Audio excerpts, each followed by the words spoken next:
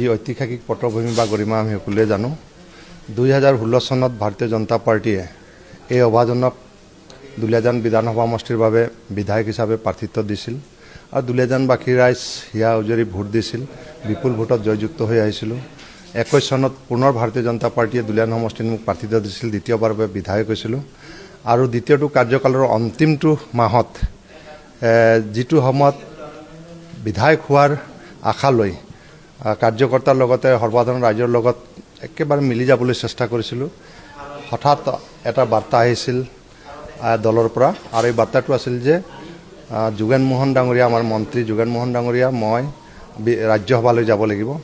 বাতৰিটো শুনি যেন ফূৰ্তি থাকিলেও যেন কৰবাত আবেগ হৈছিল যেহেতু কাৰ্যকৰ্তাসকলে গম পোৱাৰ পিছত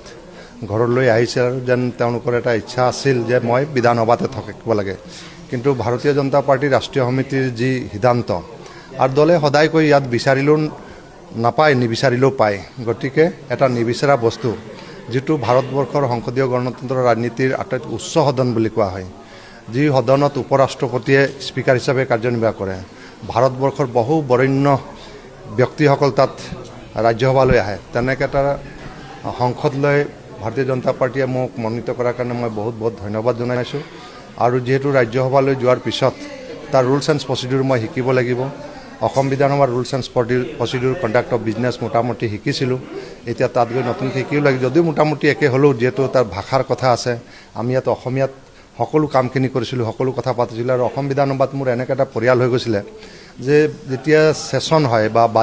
কি কয় বিধানসভা বহাৰ আগত আমি নটিচ পোৱাৰ লগে লগে ঘৰৰ পৰাই আমি কুৱেশ্যনবিলাক আমি হোৱাটছএপত পঠিয়াই দিছিলোঁ মোৰ কুৱেশ্যনবিলাক ইয়াতে মোৰ ভাইটি দুজনমান আছে তেওঁলোকে ধুনীয়াকৈ কুৱেশ্যনবিলাক বনাই কুৱেশ্যন ব্ৰাঞ্চত পুট আপ কৰিছিলে আৰু মই বিধানসভাৰ দুদিন বা এদিন আগত আহি দেখিছিলোঁ যে মোৰ কুৱেশ্যনবিলাক আহিছে প্ৰত্যেকটো দিনতে এটা নহয় দুটা মোৰ কুৱেশ্যন লটাৰীত আহিছিলে আৰু বিধায়ক হিচাপে যিমান কুৱেশ্যন উত্থাপন কৰিব পাৰোঁ ইমানে ভাল লাগিছিল এতিয়া যিহেতু তাত প্ৰায় 247ৰ অধিক সংসদ থাকিব তাৰ মাজত মই কুৱেশ্যনবিলাক পুট আপ কৰিব লাগিব এতিয়া কুৱেশ্যনবিলাক কেনেকৈ পুট আপ কৰিব তাৰো প্ৰচিডিউৰ অলপ শিকিব লাগিব অনলাইন ছিষ্টেম কি আছে কেনেকৈ আছে অফলাইন আছে নাই গোটেই কথাখিনি নিশ্চয় শিকিব লাগিব আৰু মই ভাবোঁ যে এগৰাকী অসমীয়া সন্তান হিচাপে অসমৰ কথা অগ্ৰাধিকাৰ ভিত্তিত মই উত্থাপন কৰিবলৈ চেষ্টা কৰিম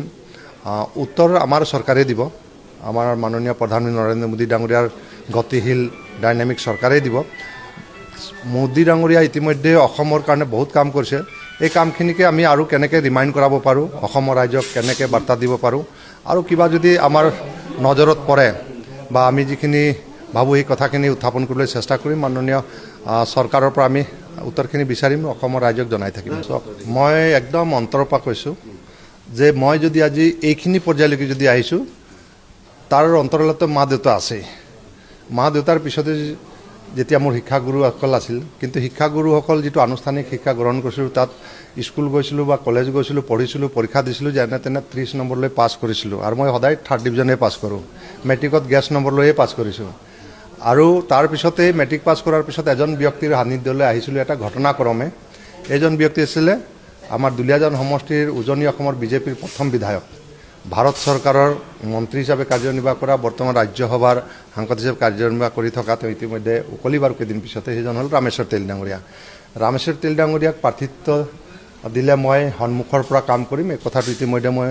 আমাৰ দল আৰু চৰকাৰক জনাইছোঁ মুখ্যমন্ত্ৰী ডাঙৰীয়াক জনাইছোঁ দলত বহুতে প্ৰাৰ্থিত্ব বিচাৰিব পাৰে কিন্তু দলে এজনকে প্ৰাৰ্থিত্ব দিব তাতে আকৌ মিত্ৰজোঁটৰ কথা আছে কিন্তু মই বিশ্বাসী যে ভাৰতীয় জনতা পাৰ্টিৰ প্ৰাৰ্থী হ'ব আৰু ৰামেশ্বৰ তেলী হ'ব ৰামেশ্বৰ তেলী ডাঙৰীয়া প্ৰাৰ্থী পোৱাৰ পিছত বা এতিয়াৰ পৰাই মই সন্মুখৰ পৰা মোৰ নিৰ্বাচনৰ দৰে মই নিৰ্বাচনী যুঁজত অৱতীৰ্ণ হ'ম আৰু এইটো মই সিদ্ধান্ত লৈছোঁ